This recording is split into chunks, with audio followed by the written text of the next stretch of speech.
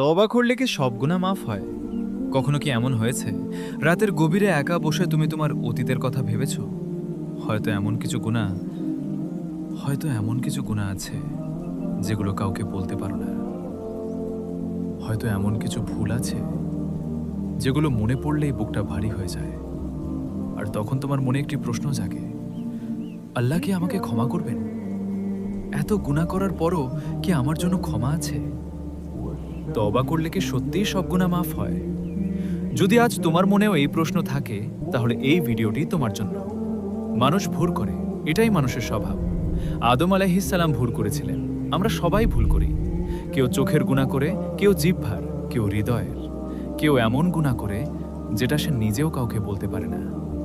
কিন্তু প্রশ্ন হলো, গুনাহ বড় নাকি আল্লাহর রহমত বড়? অনেক মানুষ শয়তানের একটি ধোঁকায় পড়ে। শয়তান তাকে বলে, তোমার আর ক্ষমা নেই, তুমি অনেক দূরে চলে গেছো, আল্লাহ তোমাকে আর ক্ষমা করবেন না। কিন্তু এটাই শয়তানের সবচেয়ে বড় মিথ্যা। কুরআনে আল্লাহ বলেন, হে আমার বান্দারা, যারা নিজেদের উপর জুলুম করেছো, তোমরা আল্লাহর রহমত থেকে নিরাশ হয়ো না। নিশ্চয়ই আল্লাহ সকল গুনাহ ক্ষমা করেন। সুবহানাল্লাহ। ভেবে দেখো, আল্লাহ বলেননি কিছু গুনাহ ক্ষমা করি, তিনি বলেছেন সকল গুনাহ ক্ষমা করেন যদি বান্দা সত্যিকার অর্থে তওবা করে। কিন্তু তওবা মানে শুধু মুখে আস্তাগফিরুল্লাহ বলা নয়।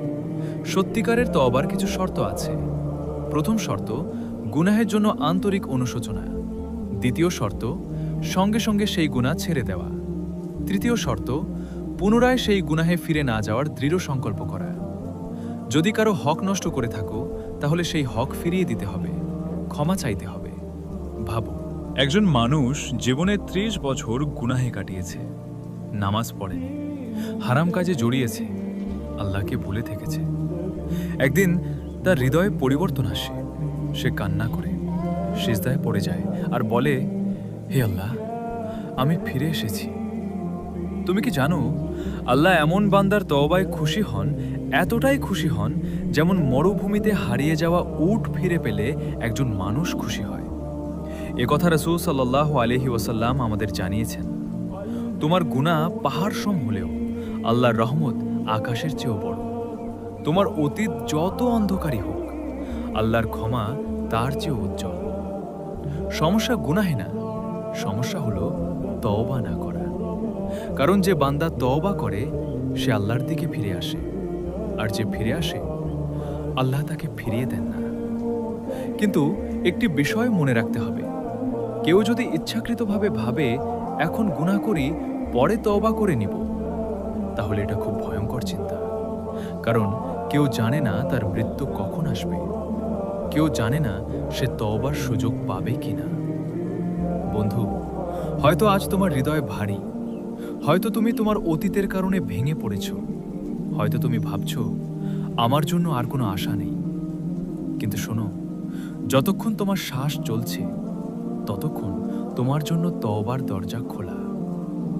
আজ রাতেই একটি নির্জন জায়গায় বসো, 2 হাত তুলে বলো, হে আল্লাহ, আমি ভুল করেছি, আমি গুনাহ করেছি, আমি আপনার কাছে ফিরে এসেছি, আপনি ছাড়া আমার আর কেউ নেই। বিশ্বাস করো, এই পৃথিবীতে এমন কোনো গুনাহ নেই যা আল্লাহ ক্ষমা করতে অক্ষম। কিন্তু এমন অনেক মানুষ আছে যারা ক্ষমা চাইতে দেরি করে ফেলে। তাই দেরি করো না, আজই ফিরে আসো, আজই তওবা করো। হয়তো এই তওবাই তোমার জীবনের সবচেয়ে সুন্দর সিদ্ধান্ত হবে। তওবা করলে কি সব গুনাহ মাফ হয়? হ্যাঁ, যদি তওবা হয় আন্তরিক, আর যদি হৃদয় সত্যিই আল্লাহর দিকে ভিতরে আসে, তাহলে আল্লাহর রহমতের দরজা এখনো খোলা। আল্লাহ আমাদের সবাইকে কবুলকৃত তওবার তৌফিক দান করুন, আমিন। তো বন্ধুরা, আজ এ পর্যন্তই। আশা করি ভিডিওটি আপনাদের ভালো লেগেছে এবং কিছুটা হলেও উপকারে এসেছে। যদি ভিডিওটি আপনাদের হৃদয় ছুঁয়ে যায়, তাহলে অবশ্যই এটি লাইক দিয়ে পাশে থাকবেন। আর এই ধরনের ইসলামিক ভিডিওগুলো নিয়মিত পেতে চ্যানেলটি সাবস্ক্রাইব অথবা ফলো করে রাখুন। আপনাদের একটি সাবস্ক্রাইব আর ফলো আমাকে আরও সুন্দর ইসলামিক কন্টেন্ট তৈরি করতে উৎসাহ দেয়। ভিডিওটি সম্পর্কে আপনার মতামত কমেন্টে জানাতে ভুলবেন না। আর মনে রাখবেন, এই দুনিয়া ক্ষণস্থায়ী, কিন্তু আমাদের আমলই হবে আখিরাতের প্রকৃত সম্পদ। তাই আল্লাহর দিকে ফিরে আসুন, তওবা করুন এবং তাকওয়ার সাথে জীবন কাটানোর চেষ্টা করুন। আমি জাহিদুল ইসলাম আজকের মতো বিদায় নিচ্ছি। সবাই ভালো থাকবেন, সুস্থ থাকবেন, আর মোস্ট ইম্পর্টেন্টলি তাকওয়ার সাথে থাকবেন। আল্লাহ আমাদের সবাইকে সঠিক পথে চলার তৌফিক দান করুন। আল্লাহ হাফেজ। আসসালামু আলাইকুম ওয়া রাহমাতুল্লাহ।